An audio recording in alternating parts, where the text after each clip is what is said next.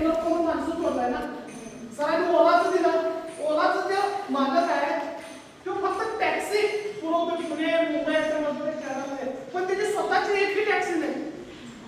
त्याचं बघून उबेरवाला तशी सेम कंपनी काढली, तीही सेम झाली, ती टॅक्सीचीच कंपनी आहे.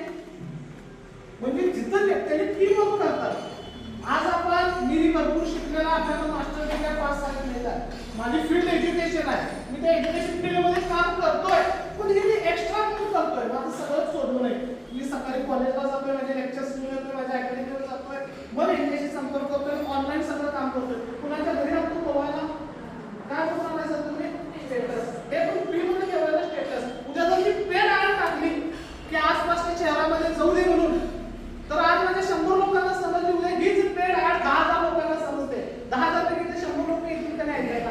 100 पैकी 10 माझ्यासोबत जोडली जातील का नाही? ते 10% रेशो पकडत आहे.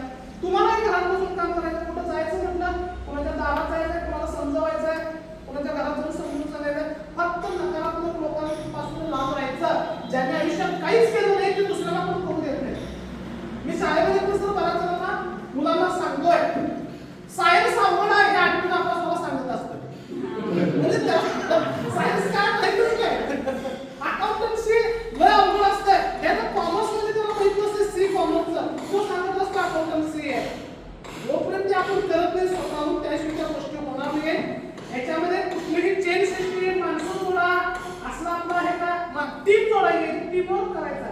कुठल्या घराला जाऊन, कुठल्या पाहुण्याला जाऊन माहिती सांगा, कुणालाही माहिती सांगायची नाही. तुम्हाला जर कोण विचारलं गेला तास काय झालं, त्या वर्कशॉपला जावा आणि काय आहे बघून घ्या. एका मिनिटात 10 मिनिटात हे सांगता येत नाही.